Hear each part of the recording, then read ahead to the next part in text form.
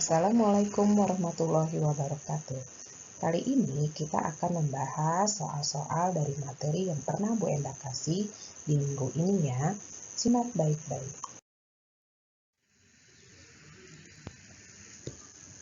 Oke, pada bahasan pertama materi bahasa Indonesia, di sini kompetensinya adalah menguraikan peristiwa secara berurutan.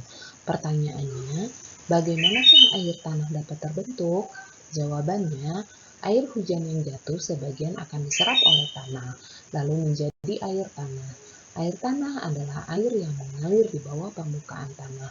Air ini biasanya lebih jernih dan lebih bersih karena sudah tersaring oleh lapisan tanah dan akar tumbuhan.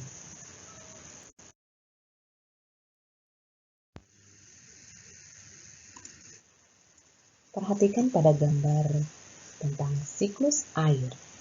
Air laut, air sungai, dan danau menguap akibat panas dari sinar matahari. Proses penguapan ini disebut evaporasi. Tumbuhan juga mengeluarkan uap air ke udara. Uap air dari permukaan bumi naik dan berkumpul di udara.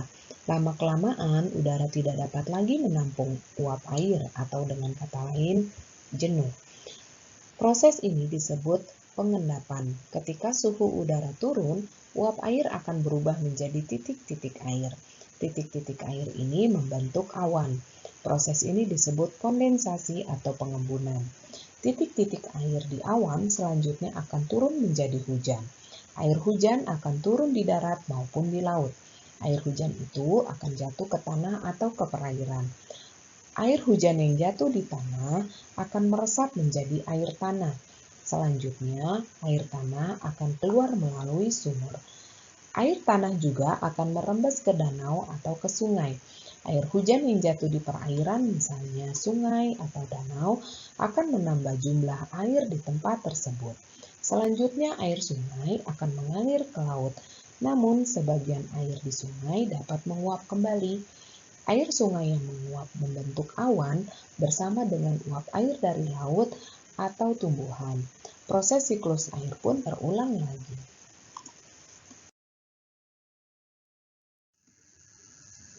Pertanyaan selanjutnya, apa yang dapat kita lakukan untuk menghemat air? Jawabannya adalah menggunakan air seperlunya. Contohnya apa? Menyiram tanaman saat sore hari, karena kalau siang hari, air cepat menguap lagi. Lalu yang kedua, memperbaiki keran air yang rusak. Tidak terlalu lama di kamar mandi, saat menggosok gigi, gunakan air seperlunya. Anak-anak, boleh lihat tayangan berikut ini.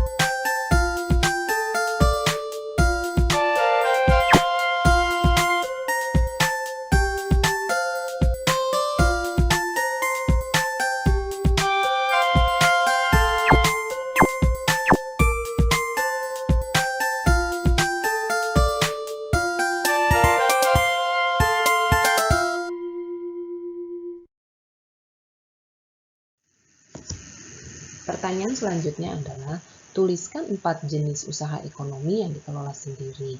Yang pertama adalah pertanian, yang kedua industri kecil, yang ketiga usaha jasa, dan yang keempat perdagangan.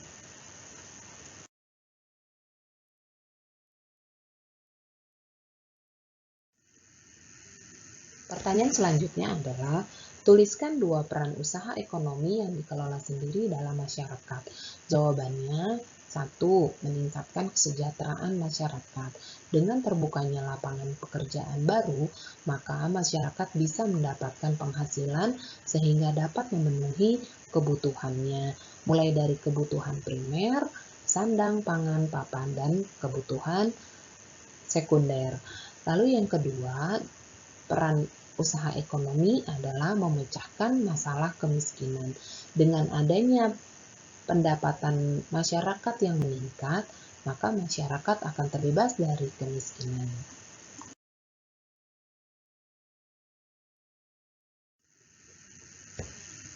Sekian presentasi dari Bu Endah kali ini. Nanti Bu Endah akan share juga ya PowerPoint-nya biar bisa buat belajar. Terima kasih. Wassalamualaikum warahmatullahi wabarakatuh.